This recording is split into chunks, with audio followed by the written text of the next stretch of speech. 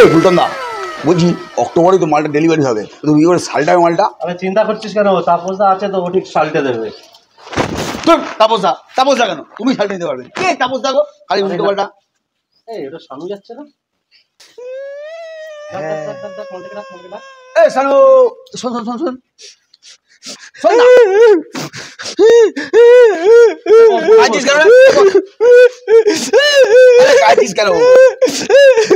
আরে ভাই বল না ভাই কি হয়েছে? কাঁদছিস কেন সেটা বল। জানো বুলটন দা আজকে আমার সাথে কি হয়েছে? কি হয়েছে? ও তো চুপচাপ দাঁড়া দাঁড়া চুপচাপ বল। শোনো তাহলে, আজকে এই প্রথমবার আমাকে কেউ ইজ্জতের সাথে বেইজ্জত করলো। ইজ্জতের সাথে বেইজ্জত? সেটা কেমন ভাবে বলতো? তাহলে শোনো তাহলে বলি।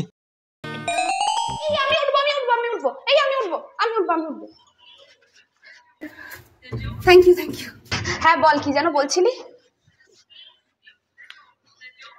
না মানে বলছিলাম কি, শোন না, আমার না একটু খুব একটা দরকারি তোর সাথে কথা আছে।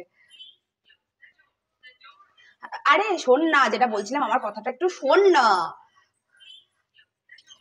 আরে শোন না, আমি যে লিফটটায় উঠেছি না, সেখানে না একটা অসাধারণ হ্যান্ডসাম ছেলে উঠেছে আমার সাথে, বুঝলি? বেটা মন মে লাড্ডু ফুটা। ঠিক আছে, তুই এখন রাখ, দেখি একটু পটাতে পারি নাকি।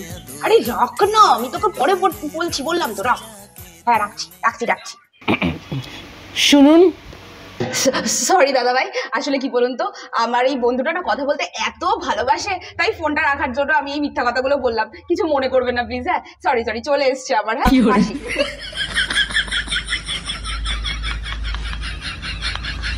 আমাকে দাদা ভাই বললো, আবার মিথ্যে কথাও বললো। छन से जो टूटे कोई सपना, जग सुना सुना लगे, जग सुना